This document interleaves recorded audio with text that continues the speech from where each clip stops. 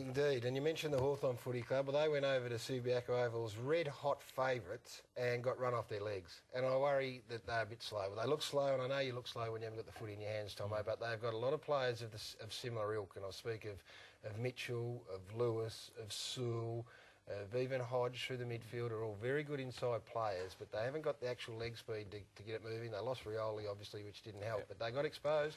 I think the wallpaper fell off. They've been plugging holes all year, Hawthorn, and just willing themselves to get in there and try and get some spirit and momentum, and they've just never been able to get it. And when they looked the chance to get it, some of their most significant players, namely Hodge, who's their spiritual leader, just couldn't deliver because of injury. The run of Morabito, who was a prize draft pick this year, and Hill in particular, as well as Main, who hasn't played much footy throughout the course of the year, was just telling on the day. And Morabito, excuse me, is one of those players that didn't play in around 21.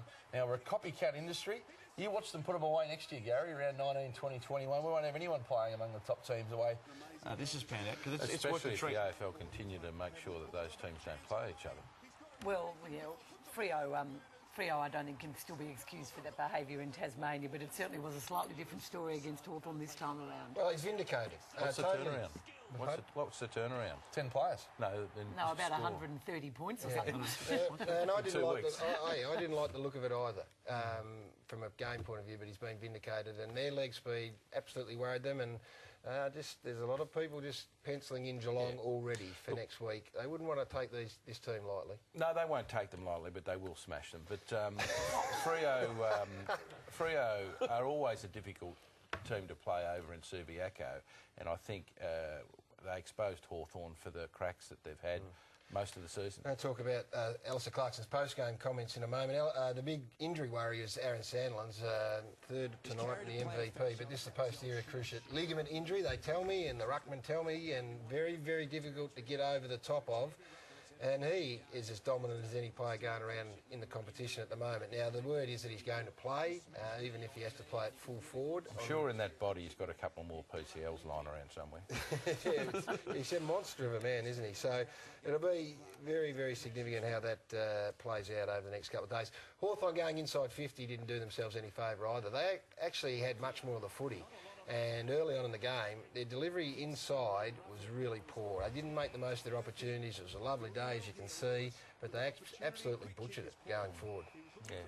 Yeah, look, I'm disappointed with Campbell Brown in his lack of venom. I thought he would have, the last few weeks I've watched him because of the rumours, and I reckon that's had something to do with their overall spirit as well. But look, going inside 50 when you've got blokes like Roughhead and Franklin, you want to use them to the best of their ability.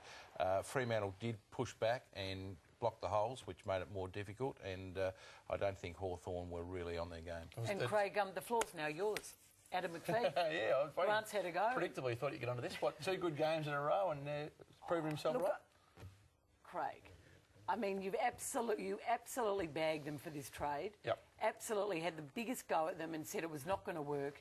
This was a final. Do you think it's worked? They were underdogs. I think in the last 2 weeks he's been terrific. In the last 2 weeks it's well, he's played well on Chris Judd. OK, Luke Hodge might have been slightly underdone, but he just did the job. He did the job in a big game. Why can't you just admit that? No, he played well on Hodge, no doubt about that. He played well on Judd twice, and they've turned him into a tagger with good effect, but it doesn't change that it was a bad decision to get him. Oh, you're a big-headed man. Doesn't? Well, he's repaid them a fair amount. What, in 2-3 games? In a big final, mate. Yeah, what'd you say? It's a big final. Where will he finish in their best and fairest? I've got no idea. Oh, Craig. That's okay. Well, you asked the question. I think he's gone some way to repaying them over the past couple of weeks. Hey, just backtracking, because Caro jumped. McFarlane on Buddy Franklin. That was the other big win, Tomo. I mean, 1 out too. It wasn't as if they had blokes dropping in.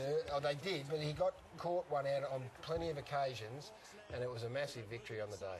It was, and look, I've seen Harvey use McFarlane in not such big roles in the past, and I reckon he's the sort of guy that actually likes the challenge and wants the responsibility.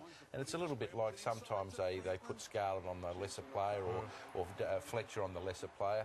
This is a guy, McFarlane, I reckon he loves the big game and he loves the big challenge, and he usually delivers. The high half forwards didn't work for 2 teams, did it? Hawthorn and the Bulldogs. The stay-at-home defenders ruled the roost. Yeah, and the Hawks love to be able to keep the footy in their forward line, put a lot of pressure on. Well, they weren't. Their legs didn't carry them there, and the spread of Fremantle was great.